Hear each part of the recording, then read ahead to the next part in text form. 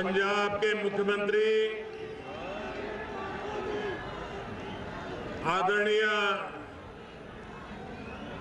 सरदार प्रकाश सिंह जी बादल जी, केंद्र में मंत्रिपरिषद के मेरे साथी और पंजाब भारतीय जनता पार्टी के अध्यक्ष श्रीमान विजय सांपला जी, केंद्र में मंत्रिपरिषद के मेरे साथी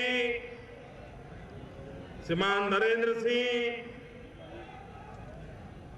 श्री अविनाश राय खन्ना, श्री प्रभात झा, संसद में मेरे साथी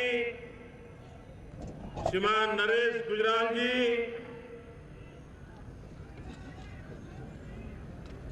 जालंधर सेंट्रल के भाजपा के उम्मीदवार हमारे वरिष्ठ साथी श्री मनोरंजन कालिया जी,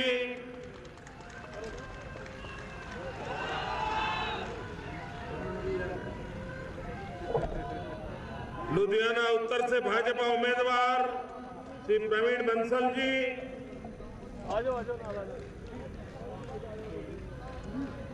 जालंधर कैंट से अकाली दल के उम्मीदवार श्री सरबजीत सिंह मक्कड़, आदमपुर से अकाली दल के उम्मीदवार श्रीमान पवन कुमार टीनू जी,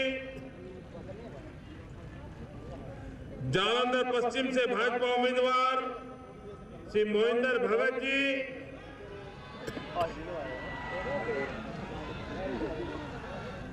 दसिया से भाजपा उम्मीदवार श्रीमती सुखजीत कौर शाही,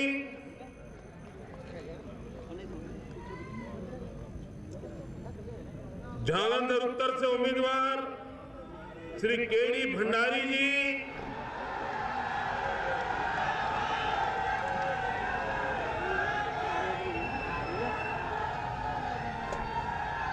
फगवाड़ा के उम्मीदवार श्री सोम प्रकाश जी, लुधियाना पश्चिम के उम्मीदवार श्री कमल चेटली जी, शाहकोट के अकाली दल के उम्मीदवार श्री अजीत सिंह कोहार, होशियारपुर से भाजपा के उम्मीदवार श्रीमान टिकनशान सूद,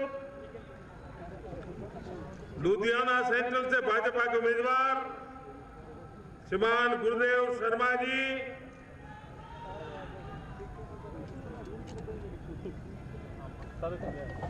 मंच पर विराजमान सभी वरिष्ठ महानुभाव,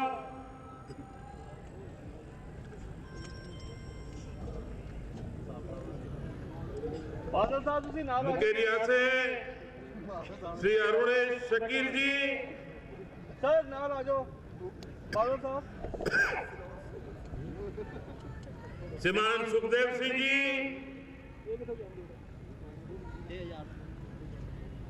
मेरे साथ सब पूरी ताकत से बोलेंगे भारत माता की, भारत माता की, भारत माता की।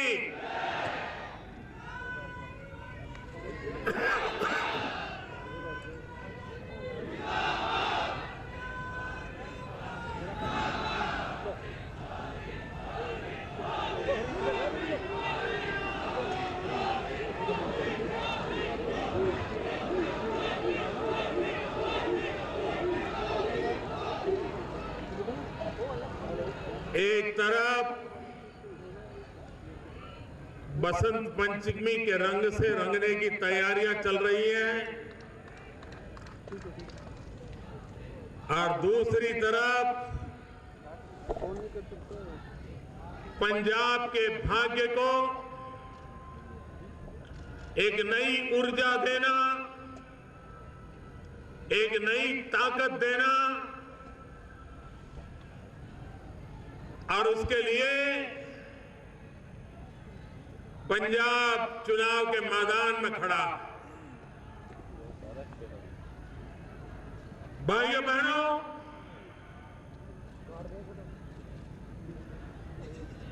ये पंजाब की धरती वीरों की धरती है, शूरवीरों की धरती है, ये गुरुओं की धरती है, ये संतों की धरती है, ये त्याग और बलिदान की धरती है। यहां का किसान पसीना बहा करके देश का पेट भरता है और यहां का जवान अपना खून बहा करके मां भारती की रक्षा करता है।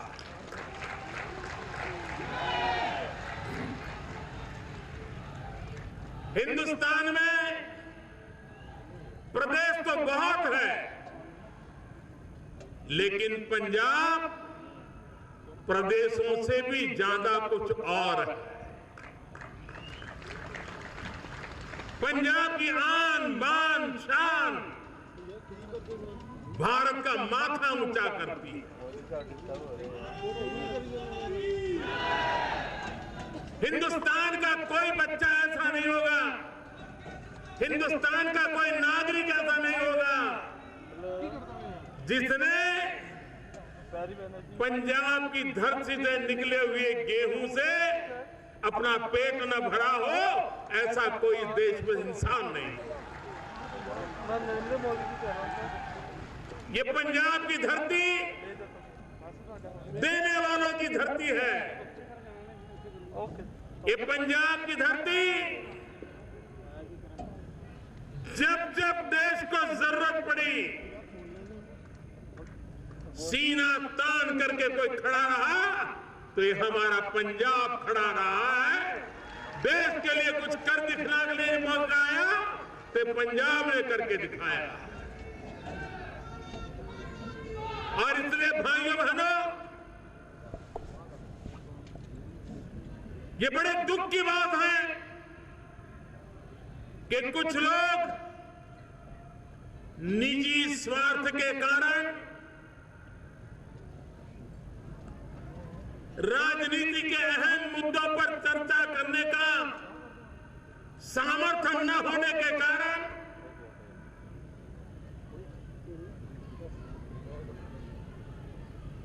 किसी न किसी कारणवश इस चुनाव में पंजाब की आन बान शान पर दाग लगाने की कोशिश कर रहे हैं। पूरे पंजाब को भला बुरा कहने पर तुले हुए हैं। और पीड़ा तो तब होती है कि जिस देश की सेना पंजाब के वीरों के कारण, त्याग और बलिदान के कारण, डिसिप्लिन के कारण, डेडिकेशन के कारण गर्व अनुभव करती है, उस पंजाब के युवकों को अपने राजनीतिक स्वार्थ के लिए बड़ा बुरा कहा जाए, बदनाम किया जाए, न जाने कैसे कैसे शब्द उनके लिए प्रयोग किए जाए। क्या राजनीति इतनी नीचे स्तर पर चली जाएगी? मैं पंजाब के नौजवानों से आज कहना चाहता हूं, राजनीति अपनी जगह पर है, लेकिन देश और दुनिया में पंजाब के नौजवानों की छवि जिन्होंने खराब की है, पंजाब के नौजवानों को दुनिया में जा जा करके बदनाम करने का पाप किया है, ऐसे लोगों को पंजाब के वास्ते, पंजाब के गौरव के वास्ते, पंजाब की आन बान शान के वास्ते ऐसी सजा दीजिए ताकि कोई फिर से पंजाब पर उंगली उठाकर देखे नहीं।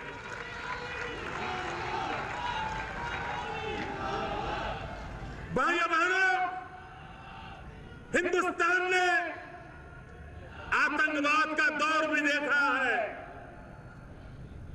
पंजाब में हिंदू सिख एकता को संकट का दिन भी देखा है, निर्दोषों को मरते हुए देखा है, लेकिन उसके बावजूद भी हिंदुस्तान के किसी बेटे ने पंजाब पर शक नहीं किया था। पंजाब की आन बान शान पर दाग लगाने का किसी ने प्रयास नहीं किया था। इतने बुरे हाल आए थे, उसके बाद भी पंजाब पर भरोसा पूरे हिंदुस्तान ने हमेशा हमेशा रखा था। आज उसी पंजाब को कटघरे में खड़ा कर दिया जाए। पंजाब के स्वाभिमान के लिए, पंजाबियों के स्वाभिमान के लिए, पंजाब के नौजवानों के गौरव के लिए, पंजाब को बदनाम करने वालों को सजा करने के लिए ये चुनाव है। और इसलिए मैं भाइयों बहनों आज जालंधर की धरती से पूरे पंजाब को आह्वान करता हूं। भाइयों बहनों, देश में दलों को भी देखा है और आपने नेताओं को भी देखा है। ये कांग्रेस पार्टी पता ही नहीं चल रहा है इसका रंग क्या है, रूप क्या है, राह क्या है, कुछ पता ही नहीं चल रहा है।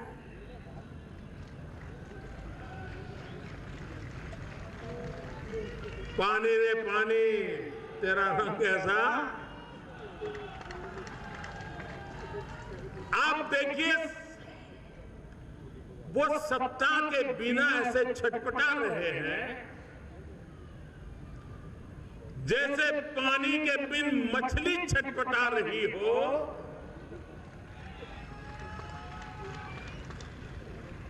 परेशान परेशान महसूस हो रहे हैं। 5 साल पहले जब चुनाव चल रहा था, वो घर में बैठे बैठे तय करके बैठ गए थे, दर्जी को बुला लिए थे, कपड़ों की सिलाई करवा रहे थे, शपथ लेना है।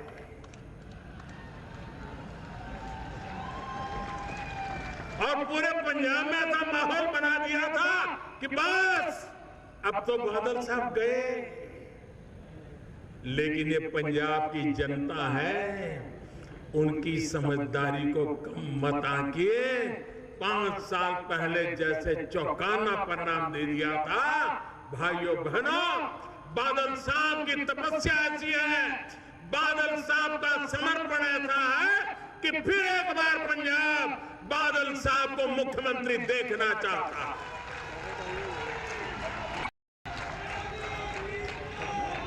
और मुझे विश्वास है कि पंजाब की जनता ऐसे वरिष्ठ नेता बादल साहब का मार्गदर्शन में और नई ऊंचाइयों का संकल्प करेगा, ये मेरा पूरा विश्वास है। भाइयों बहनों, ये कांग्रेस पार्टी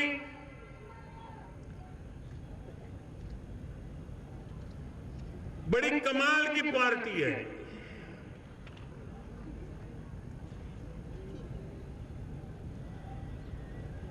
वो बंगाल में चुनाव लड़ने गए, कैसे भी करके अपने आप को बचाना है, पार्टी बच जाए, इज्जत बच जाए। बंगाल में गए, कम्युनिस्ट पार्टी से समझौता कर दिया। जिस कम्युनिस्ट पार्टी के साथ कांग्रेस को 50 साल से लगातार राजनीतिक लड़ाई चलती रही, लेकिन सत्ता भूख ऐसी थी कि वहां जाकर के बैठ गए उनके साथ। और उन्होंने जो टुकड़ा फेंका, ठीक है भाई इतना सही, हमें संभाल लो, बचाओ, हमें बचाओ। अभी उत्तर प्रदेश में आपने देखा होगा,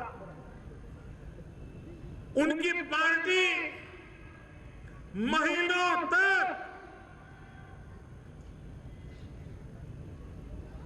गांव-गांव रथ लेकर के चलती रही, यात्रा निकाली और समाजवादी पार्टी को जितना कोसा जा सकते कोसा, समाजवादी पार्टी की सरकार के खिलाफ जितना बोल सकते हैं बोला, भीड़ को उत्तेजित करने के लिए जिस भाषा का प्रयोग करना पड़े किया, लेकिन उन्होंने देखा कि जनता तो स्वीकार नहीं कर रही है, ये परिवार में फूट पड़ गई है, बीच में अगर घुस सकते हैं तो घुस जाओ, वो उन्होंने अपनी मुंडी वहां मार ली। कोई उसूल नहीं, कोई नियम नहीं। भाइयों बहनों, सिर्फ सत्ता के लिए कांग्रेस पार्टी खुद को बचाने के लिए आज चुनाव के अंदर कैसे भी करके कुछ दे दो, इस हाल से गुजर रही है। जो नाव डूब चुकी है, जिस नाव में कुछ बचा नहीं है, क्या पंजाब के लोग ऐसी नाव में कदम रखने की सोचेंगे भी क्या? क्या ऐसी डूबने वाली नाव पंजाब को पार करा सकती है क्या? और इसलिए भाइयों बहनों, ये कांग्रेस एक इतिहास है, कांग्रेस एक बीती हुई बात है। कांग्रेस वो आखिरी सांस पे अपना गुजारा करने वाला दल है, उससे कुछ होने वाला नहीं। राजनीतिक जीवन में उसूल होते हैं। ये बादल साहब जब पहली बार मुख्यमंत्री बने तो हिंदुस्तान में इस बात की चर्चा थी कि सबसे छोटी आयु के मुख्यमंत्री, उनके विषय में बार बार कहा जाता था कि सबसे छोटी आयु के मुख्यमंत्री, और तब से लेकर के अब तक तपस्या करते करते सबसे वरिष्ठ मुख्यमंत्री, ये भी हिंदुस्तान में उनको कहा जाता है। आप कल्पना कर सकते हैं, जब हिंदू सिख एकता में दरार पड़ गई थी और उसको चौड़ी करने के लिए राजनीति चल रही थी, तब हिम्मत करके हिंदू सिख एकता ये मेरी प्राथमिकता है, उस मुद्दे को लेकर के सार्वजनिक जीवन में जीने का प्रयास बादल साहब ने किया। हिंदू सिख एकता ये उनका प्राथमिक उसूल रहा, और आज पंजाब बचा है, आज पंजाब आगे बढ़ रहा है, तो हिंदू सिख एकता के भरपूर बादल साहब के प्रयासों का परिणाम है। ये पंजाब कभी भूल नहीं सकता। भाइयों बहनों, ढेर सारे लोग मिलेंगे, दल बदलना ये उनका मानो हर चुनावी उत्सव होता है। जहां पर कुछ रोशनी नजर आए तो भाग करके जाना, ऐसे बहुत दल और दलों के लोग देखे हैं आपने। कांग्रेस पार्टी तो पूरी की पूरी बंगाल में कम्युनिस्टों के पास भागो, उत्तर प्रदेश में सपा के पास भागो। ये बादल साहब देखिए, इतने सालों का सार्वजनिक जीवन, न दल बदला न दिल बदला, अपने आप को पंजाब को समर्पित करके रखा। और इसलिए भाइयों बहनों, सार्वजनिक जीवन में ऐसी अड़कता बहुत कम मिलती है जो बादल साहब ने दिखाई है। और जब मैं मुख्यमंत्री था तब भी, जब मैं पंजाब में पार्टी के प्रभारी के रूप में जब यहां रहता था, बादल साहब की उंगली पकड़ करके चलता था। और आज मैं प्रधानमंत्री बना हूं तब भी मेरी और बादल साहब की कोई मुलाकात ऐसी नहीं हुई है, कोई ऐसा अवसर नहीं आया है जिसमें बादल साहब ने किसानों के मुद्दों की मेरे से चर्चा न की। यानी उनके जहन में, उनके दिल दिमाग में किसान किसान किसान, गांव गरीब, उसका विकास, ये बातें दिन रात उनके दिल में रहती है और उसके लिए कुछ कर गुजरने का इरादा रहता है। भाइयों बहनों, पंजाब, यहां के किसान को अगर पानी मिल जाए तो मिट्टी में से सोना पैदा करके दिखाने वाला मेरा किसान है यहां।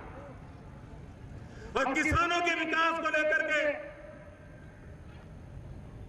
दिल्ली में सरकार जो बैठी है, अभी अभी आपने देखा होगा, ये नोटबंदी के बाद हमने निर्णय किया किसानों के कर्ज में जो ब्याज है, सैकड़ों करोड़ रुपयों का बोझ दिल्ली में भारतीय जनता पार्टी की एनडीए की सरकार उठाएगी और किसानों का ब्याज माफ कर दिया जाएगा। हमने बीमा पॉलिसी लाई। आज हिंदुस्तान का किसान पहली बार कृषि बीमा का लाभार्थी हुआ है। कोई भी संकट आ जाए, ओले गिर जाए, बारिश आ जाए, बारिश न आ जाए, कीड़े पड़ जाए, अगर किसान की फसल को नुकसान होता है तो भारत सरकार ने बीमे की ऐसी योजना बनाई कि किसान को उसका मुआवजा मिल जाए और मेरे किसान को कोई तकलीफ ना हो। भाइयों बहनों, हमारे देश में यूरिया, हम सब जानते हैं, जब यूरिया की जरूरत होती है किसान को काले बाजारी से लेना पड़ता था। यूरिया के लिए कतार लगानी पड़ती थी और राज्य सरकार, भारत सरकार एक दूसरे को आरोप प्रत्यारोप करते रहते थे। दिल्ली में बैठे हुए लोग कहते थे हमने तो यूरिया भेज दिया, राज्य वाले कहते थे यूरिया मिला नहीं, यही झगड़े चल रहे थे। भाइयों बहनों, आज मैं बड़े संतोष के साथ कहता हूं कि पिछले 2 साल से हिंदुस्तान में यूरिया के लिए कहीं किसानों को कतार में नहीं खड़ा रहना पड़ा, यूरिया के लिए कहीं लाठीचार्ज की नौबत नहीं आई, यूरिया के लिए हिंदुस्तान के किसान को कहीं पर काले बाजारी से खरीदने की नौबत नहीं आई। ये कैसे हुआ? रातों रात कारखाने नहीं लगे, रातों रात यूरिया का उत्पादन नहीं बढ़ा है। हमने चोरी को रोका है, भ्रष्टाचार को रोका है, बेईमानी को रोका है और उसके कारण जो यूरिया कारखानों में चला जाता था, केमिकल फैक्ट्रियों में रॉ मटेरियल के रूप में चला जाता था, हमने यूरिया का नीम कोटिंग कर दिया और नीम कोटिंग करने के कारण अब 1 ग्राम यूरिया भी खेती के सिवाय किसी के काम आ नहीं सकता है और इसलिए यूरिया की चोरी बंद हो गई और किसानों को उसका लाभ हो गया। जब नीम कोटिंग यूरिया दिया तो मैंने कमेटी बिठाई, मैंने कहा जरा अध्ययन करो भाई क्या फायदा हुआ है।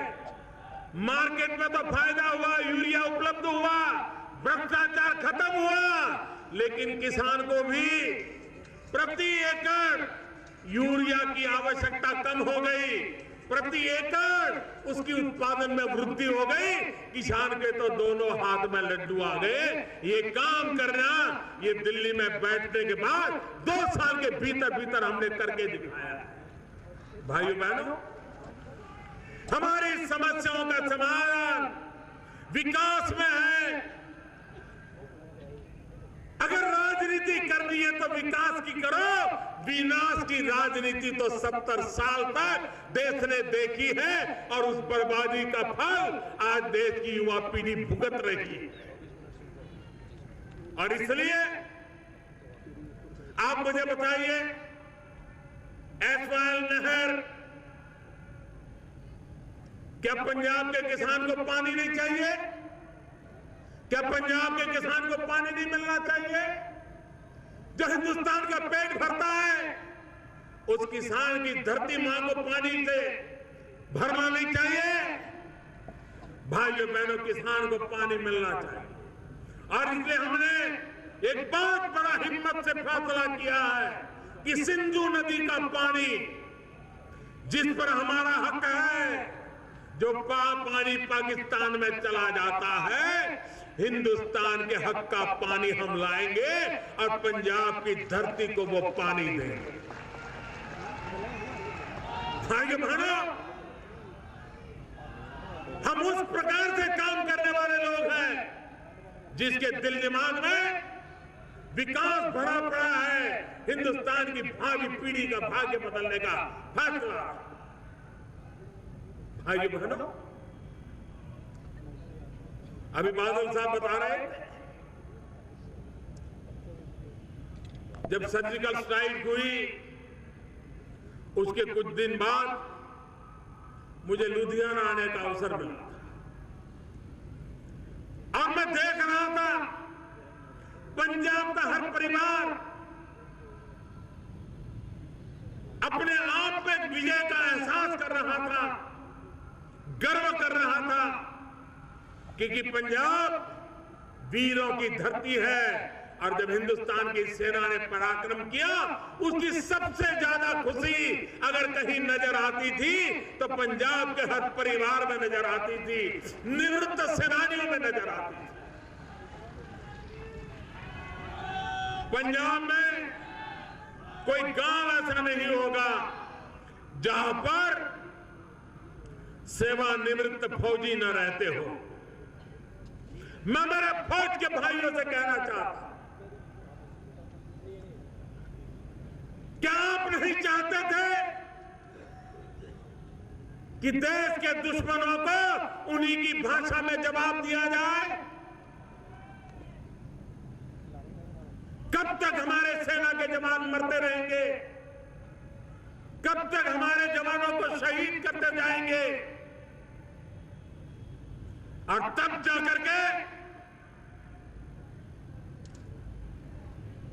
भारत की सेना भी पराक्रमी है। भारत की सेना किसी से कुछ लेना नहीं चाहती, लेकिन अपने लिए रक्षा करने के लिए सारे मार्ग उसको मंजूर होते हैं। और सफलतापूर्वक सर्जिकल स्ट्राइक की हमारे पराक्रमी जवानों ने। भाइयों बहनों, फौज के निवृत्त लोग 40 साल से वन रैंक वन पेंशन, उसके लिए लड़ाई लड़ रहे थे कि नहीं लड़ रहे थे, मांग कर रहे थे कि नहीं कर रहे थे। हर चुनाव में आकर के ये कांग्रेस के नेता झूठी बयानबाजी, झूठे वादे करके गए थे कि नहीं गए थे। सेवानिवृत्त जवानों की मीटिंग किया करके बड़ी बड़ी बातें बता के गए थे कि नहीं गए थे। भाइयों बहनों, ऐसी कैसी पार्टी कि देश के लिए मरने जीने वाले लोगों के सामने भी सच बोलने की हिम्मत नहीं रखती थी, आंख में आंख मिला करके बात नहीं कर पाती थी, झूठे वादे करती थी और 40 साल तक वन रैंक वन पेंशन को लटकाए रखा था। ये दिल्ली में हमारी सरकार आई, देश के सेना के लिए हमें गर्व है, फौजियों के लिए गर्व है, और इसलिए हमने वन रैंक वन पेंशन का मसला सुलझा दिया। और जब वन रैंक वन पेंशन की बातें लोग करते थे, शुरू में लोग मुझे बताते थे सब 500 करोड़ में हो जाएगा, कोई कहता नहीं सब 1000 करोड़ में हो जाएगा, कोई कहता था 1200 करोड़ में हो जाएगा। जब हम बराबर हिसाब लगाने बैठे तो मामला 10,000 करोड़ से भी ज्यादा हो गया। अब एक मुश्त 10,000 करोड़ रुपया निकालना किसी भी सरकार के लिए मुश्किल होता है। मैंने सेना के जवानों को बुलाया, फौजियों से बात की। मैंने कहा भाई, मैंने वादा किया है, मुझे वादा पूरा करना है, लेकिन आपकी मदद चाहिए। आगे फौजी लोग हैं, देश के लिए अगर उनसे कुछ कहो वो कभी झिझकते नहीं है। उन्होंने कहा मोदी जी बताइए हम क्या करें। हमने कहा भाई ये 1 रैंक 1 पेंशन का जो पैसा है मुझे देना है, लेकिन एक साथ नहीं दे पाऊंगा, 4 किस्त में दूंगा, 4 टुकड़ों में दूंगा। इतनी आप मेरे लिए सहूलत कर दीजिए। और मैं मेरे फौजियों को नमन करता हूं, उन्होंने 1 मिनट में मेरी बात मान ली। 10,000 करोड़ में से 6,000 करोड़ रुपया अब तक दे चुके हैं और इस बजट के बाद आगे का भी उनको दे दिया जाएगा। भाइयों बहनों, सरकार में विश्वसनीयता होती है, सरकार वादों की पक्की होती है और सरकार उस काम को करती है। भाइयों बहनों, पंजाब को विकास की नई ऊंचाइयों पर आज भी हम ले जा सकते हैं। जो लोग रुकावट डालना चाहते हैं, रोड़े अटकाना चाहते हैं, उनसे बचने की जरूरत है। और इसलिए भाइयों बहनों, मैं आज पंजाब की धरती पर आया हूं, आप सबके बीच आया हूं। बजट का सत्र है, बजट की तैयारियां चल रही है, उसके कारण जितना समय दे सकता हूं उतना दे नहीं पा रहा हूं, लेकिन मैंने समय निकाल करके आपके बीच आया हूं। परसों भी एक बार आने का प्रयास करने वाला हूं, लेकिन मुझे विश्वास है कि पंजाब इस बार एक नया इतिहास करेगा। पहले कहा जाता था कि पंजाब की आदत ऐसी है कि हर चुनाव में सरकार बदलते रहना, लेकिन पंजाब ने पिछली बार उस सारी मान्यताओं को तोड़ करके रख दिया था। अब पंजाब तीसरी बार सरकार बना करके, बादल साहब को मुख्यमंत्री बना करके एक नया इतिहास अंकित करेगा, ये मेरा पूरा विश्वास है। भाइयों बहनों, हम भ्रष्टाचार के खिलाफ लड़ाई लड़ रहे हैं। कुछ लोग बहुत परेशान हैं क्योंकि कुछ लोगों की 70-70 साल की कमाई डूब रही है।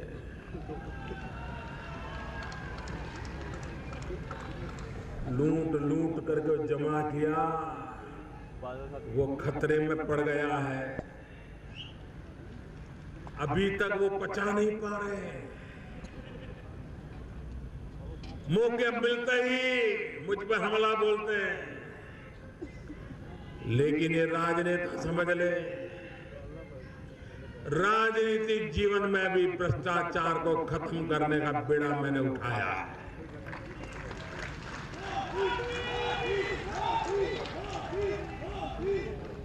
ये भ्रष्टाचार देश के युवाओं के भविष्य के साथ खिलवाड़ करता है।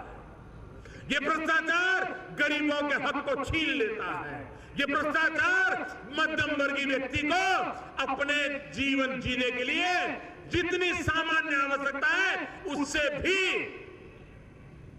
रोक देता है। भाइयों बहनों, ये काला धन भ्रष्टाचार, इसकी लड़ाई रुकने वाली नहीं है, मैं बता के रखता हूं जी। मेरे लिए राजनीतिक मुद्दा नहीं है, मेरे लिए हिंदुस्तान के भविष्य को निर्माण करने का एक प्रण लेकर के निकला हूं और इसलिए इस काम को कर रहा हूं।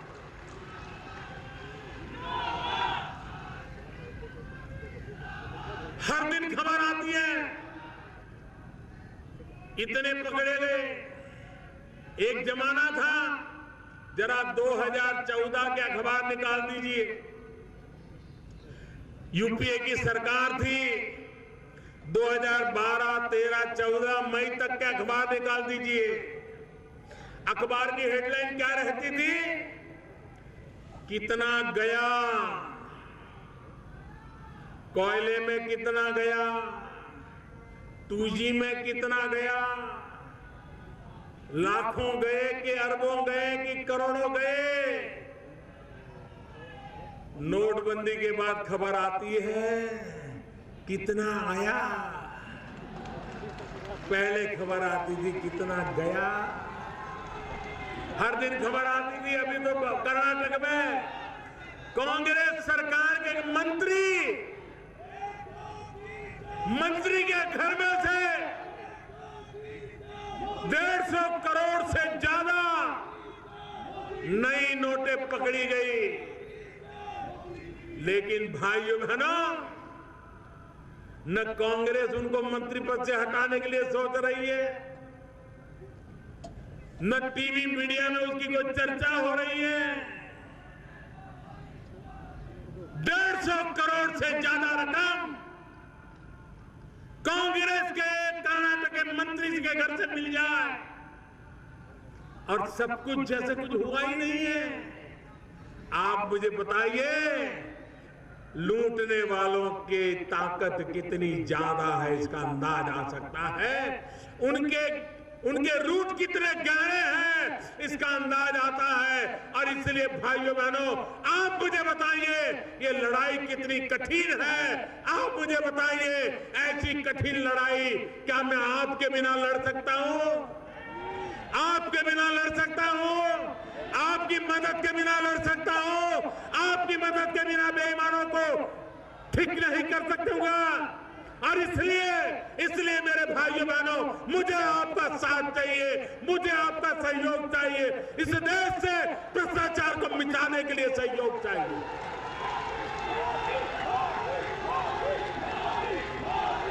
एक ऐसी सरकार आई है दिल्ली में जो दम रखती है, ऐसी बड़ी बड़ी ताकतों से लड़ने का दम रखती है। पिछले 3 महीने क्या क्या जुल्म हुए हैं मुझ पर, इसलिए कि मैं भ्रष्टाचार के खिलाफ लड़ाई लड़ रहा हूं। लेकिन जुल्म करने वाले समझ लें, ये मोदी है, जुल्म के सामने झुकता नहीं है।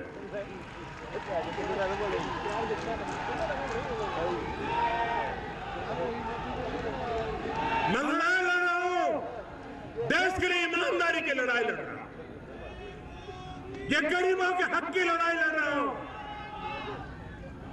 बेईमानी के खिलाफ लड़ाई लड़ रहा हूं। आप मुझे बताइए, किसी भी बच्चे को नौकरी चाहिए सरकार की तो इंटरव्यू होता था। अब मुझे बताइए, 1 मिनट के इंटरव्यू में क्या पता चल जाता है ये कौन है, कैसा है और उसको रख लो? भाइयों बहनों, ये इंटरव्यू सिर्फ परिचित लोगों को नौकरी दिलाने का, भ्रष्टाचार कराने का खेल था। जान पहचान है, पैसे हैं तो इंटरव्यू में पास हो जाओगे, नहीं तो चक्कर काटते रह जाओगे। भाइयों बहनों, दिल्ली में एक ऐसी सरकार आई, हमने आकर के तय कर दिया कि वर्ग 3 और 4 जिसमें सबसे ज्यादा नौकरियां होती है, कोई इंटरव्यू नहीं करेंगे। तुमने पढ़ाई की है, अच्छे मार्क होंगे तो तुम्हें नौकरी मिल जाएगी। गरीब विधवा मां का बेटा घर बैठे नौकरी प्राप्त करने लग गया। भाइयों बहनों, आपको मालूम है हमारे देश में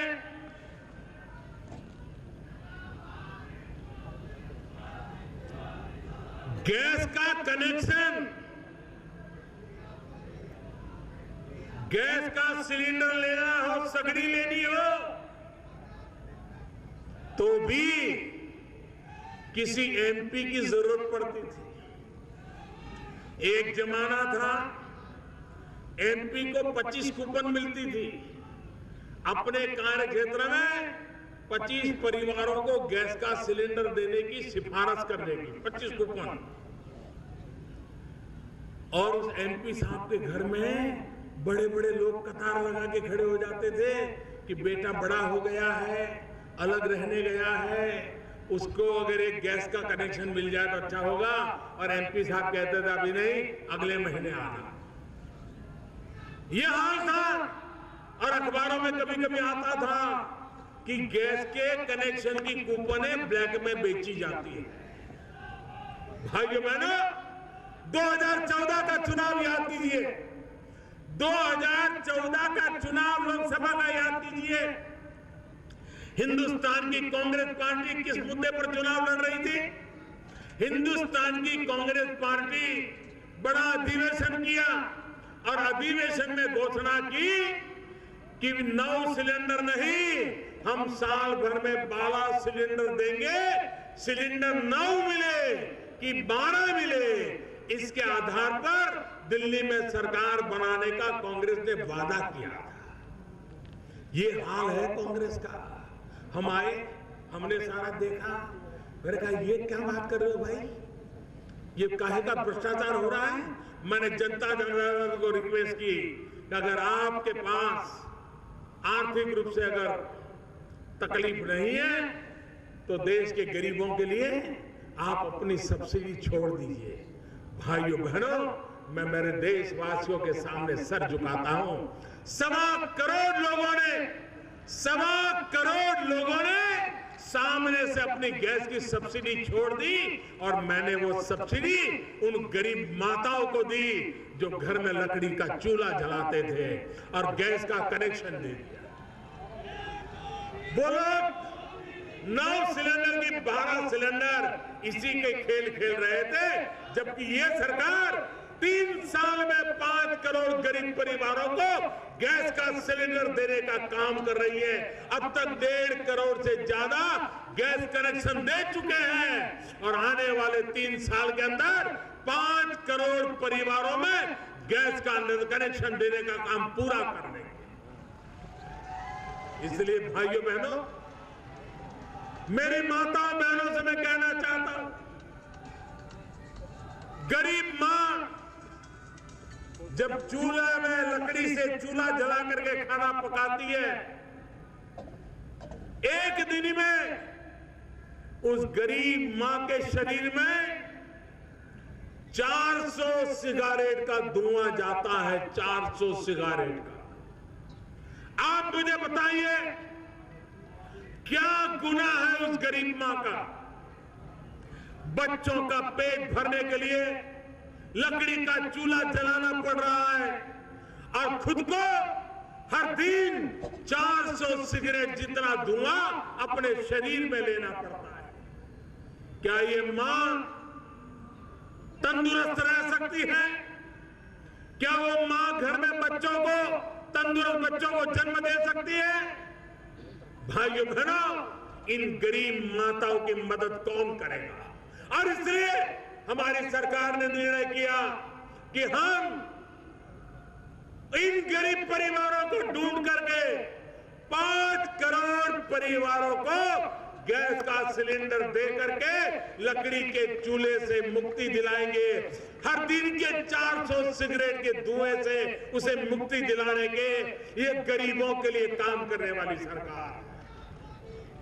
आजादी के 70 साल हो गए। भाइयों बहनों, क्या मेरे गरीब को रहने का घर होना चाहिए कि नहीं होना चाहिए? गरीब को अपना घर होना चाहिए कि नहीं होना चाहिए? भाइयों बहनों, मैंने सपना संजोया है 2022 जब हिंदुस्तान की आजादी के 75 साल होंगे, हम हिंदुस्तान के हर गरीब को उसका अपना मकान हो, उस काम को पूरा करने के लिए चल रहे हैं। मैं आपकी मदद चाहता हूं इन कामों के लिए। मैं आपकी मदद चाहता हूं विकास करने के लिए। मैं आपकी मदद चाहता हूं नौजवानों का भाग्य बदलने के लिए। मैं आपकी मदद चाहता हूं माताओं बहनों को सम्मान देने के लिए। मैं आपकी मदद चाहता हूं हमारे पंजाब के किसान को और खुशहाल करने के लिए। और मुझे विश्वास है कि आप भारतीय जनता पार्टी अकाली दल का गठबंधन, कमल निशान और तिकड़ी निशान, इसका भरपूर समर्थन करके, भारी मतदान करके,